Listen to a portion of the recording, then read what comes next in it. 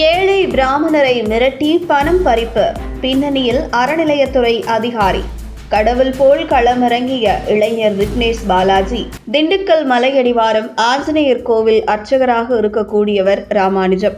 இவரிடம் சமூக ஆர்வலர் என்கிற பெயரில் மாதம் மிரட்டி பணம் பறித்த வேதனையான நிகழ்வு அரங்கேறி வருவதாகவும், அதற்கு பின்னணியில் இந்து சமய அறநிலையத்துறை அதிகாரி ஒருவர் இருப்பதாக அதிர்ச்சியூட்டும் தகவல் ஒன்றை வெளியிட்டுள்ளார் தாடிக்கொம்பு சவுந்தரராஜ பெருமாள் திருக்கோவில் அறங்காவலர் குழு தலைவர் விக்னேஷ் பாலாஜி. அர்ச்சகர் ராமானுஜன் தான் பாதிக்கப்பட்டது குறித்து இளைஞர் விக்னேஷ் பாலாஜியிடம் முறையிட்டு இருக்கிறார். இதனைத் தொடர்ந்து உடனே அந்த அர்ச்சகர் ராமானுஜனுக்கு உதவும் வகையிலும் சம்பந்தப்பட்டவர்கள் மீது நடவடிக்கை எடுக்கும் வகையிலும் தாடிக்கொம்பு சவுந்தரராஜ பெருமாள் திருக்கோவில் அறங்காவலர் குழு தலைவர் விக்னேஷ் பாலாஜி இந்த விவகாரம் குறித்து பேசிய வீடியோ இதோ.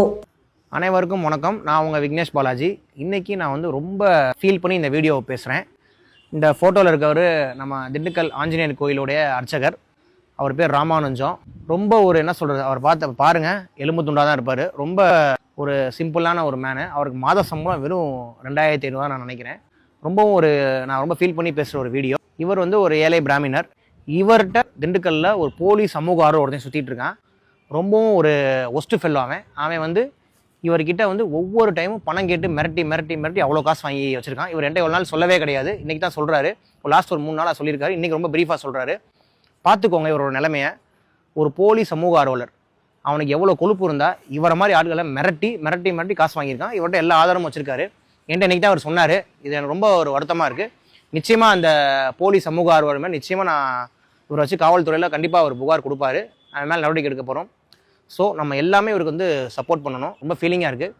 அதாவது அந்த போலி சமூக ஆர்வலர் அவன் இவர்கிட்ட தான் அவன் பிச்சை எடுத்து திங்கணுமா? இது எவ்வளோ பெரிய ஒரு கேவலம். எவ்வளோ பேர் இருக்காங்க. இவர்கிட்ட தான் பிச்சை எடுத்து அவன் திங்கணுமா? இதுக்கு அவன் என்ன பண்ணலாம் அப்படின்னா, ரோட்டில் திருவோடு எடுத்துகிட்டு ஊராக போய் அவன் குடும்பத்தோடு போய் பிச்சை எடுக்கலாம். இந்த பொழப்புக்கு ஒரு ஏழை பிராமணர்கிட்ட இவன் இப்படி பண்ணுறானா, இது எவ்வளோ பெரிய ஒரு கேவலம், எவ்வளோ பெரிய ஒரு மோசமான செயல். ஓப்பனாக சொல்ல போனால் இவ்வளோ தூரம் எனக்கு என்ன சொல்கிறேன், நான் ஒரு எமோஷனலாக பேசுகிறேன். ரொம்பவும் பாவம். இவரை மாதிரி ஆள்கிட்ட அவன் திங்கிறதுக்கு அவன் பேசாமல் சாப்பாடுக்கு போல வேறு எதாவது கூட திங்கலாம். இதை நான் சொல்ல, இங்கே உள்ள பக்தர் ஒருத்தர் சொல்கிறாரு. ஸோ கண்டிப்பாக அவன் மேலே நடவடிக்கை எடுக்கணும். நிச்சயமாக அதுக்கு எல்லா வேலையும் நான் கண்டிப்பாக செய்வேன்.